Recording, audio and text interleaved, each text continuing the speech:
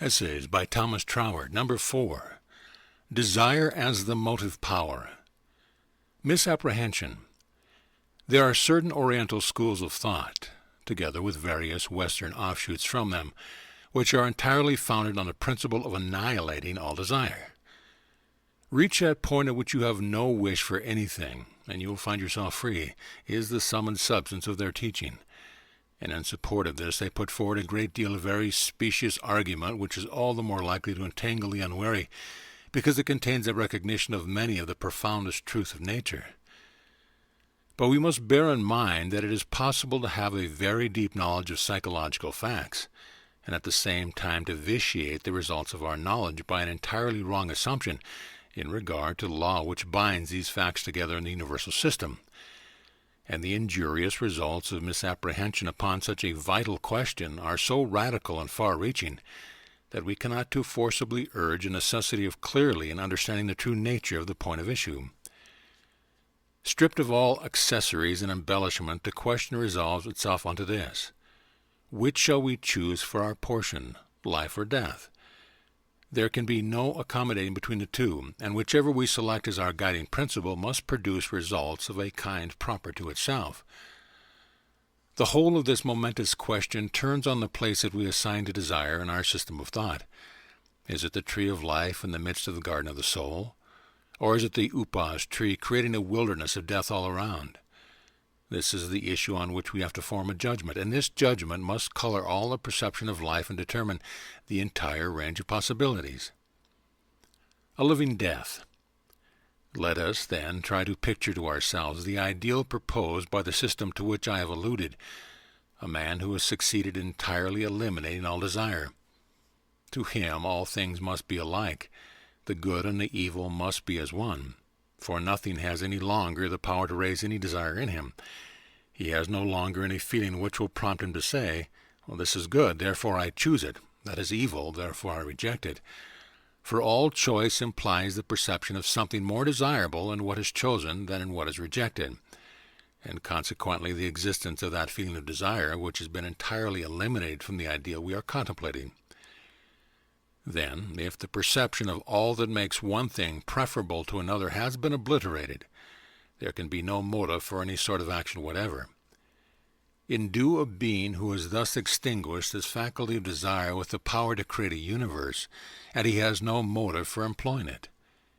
Endue him with all knowledge, and it will be useless to him, for since desire has no place in him, he is without any purpose for which to turn his knowledge to account. And with love we cannot endue him, for that is desire in its supreme degree. But if all this be excluded, what is left of the man? Nothing except the mere outward form. If he has actually obtained this ideal, he has practically ceased to be. Nothing can by any means interest him, for there is nothing to attract or repel in one thing more than another. He must be dead alike to all feeling and to all motive of action, for both feeling and action imply the preference for one condition rather than the other, and where desire is utterly extinguished, no such preference can exist. No doubt, someone may object that it is only evil desires which are thus to be suppressed, but a perusal of the writings of the schools in question will show that this is not the case. The foundation of the whole system is that all desire must be obliterated, the desire for the good just as much as the desire for the evil.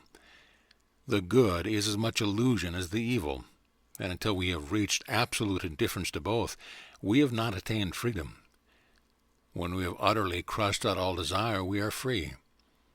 And the practical results of such a philosophy are shown in the case of an Indian devotee who, in pursuance of their resolve to crush out all desire, both for good and evil alike, become nothing more than outward images of men, from which all power of perception and action have long since fled. The mergence in the universal, at which they thus aim, becomes nothing more than a self-induced hypnotism which, if maintained for a sufficient length of time, saps away every power of mental and bodily activity, leaving nothing but the outside husk of an attenuated human form, the hopeless wreck of what was once a living man. This is the logical result of a system which assumes for its starting point that desire is evil in itself, that every desire is per se a form of bondage, independently of the nature of its object. The majority of the followers of this philosophy may lack sufficient resolution to carry it out rigorously to its practical conclusion, but whether their ideal is to be realized in this world or some other, the utter extinction of desire means nothing else than absolute apathy, without feeling, without action. How entirely false such an ideal is, not only from the standpoint of our daily life, but also from that of the most transcendental conception of the universal principle, is evidenced by the mere fact that anything exists at all. If the highest ideal is that of utter apathy, then the creative power of the universe must be extremely low-minded, and all that we have hitherto been accustomed to look upon as the marvelous order and beauty of creation is nothing but a display of vulgarity and ignorance of sound philosophy. The law of attraction. But the fact that creation exists proves that the universal mind thinks differently, and we have only to look around us to see that the true ideal is the exercise of creative power. Hence, so far from desire being a thing to be annihilated, it is the very root of every conceivable mode of life. Without it, life could not be.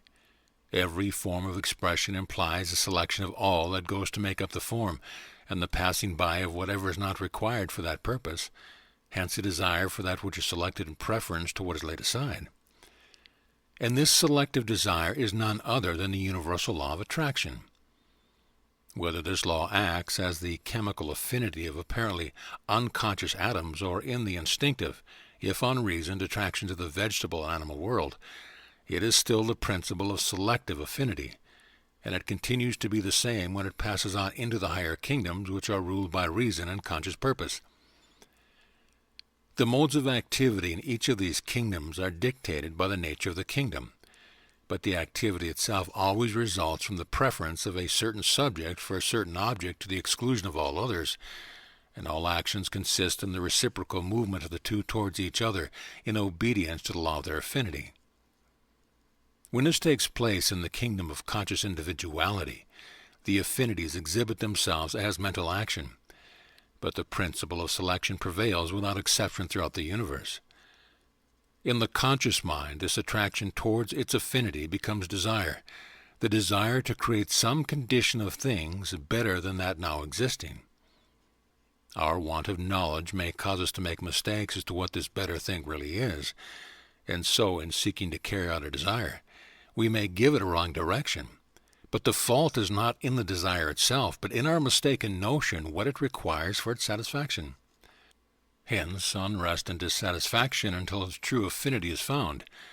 But as soon as this is discovered, the law of attraction at once asserts itself and produces that better condition, the dream of which first gave direction to our thoughts, an eternal, universal truth.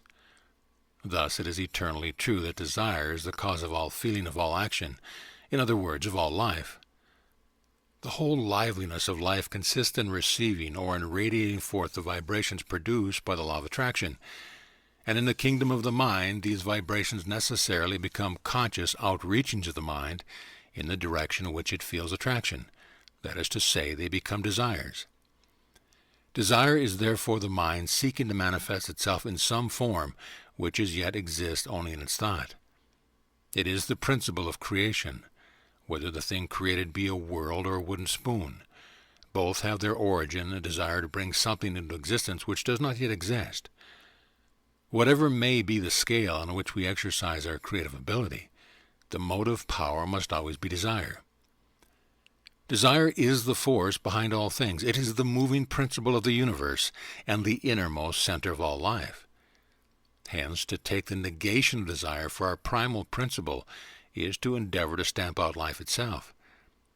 But what we have to do is to acquire the requisite knowledge by which to guide our desires to their true objects of satisfaction.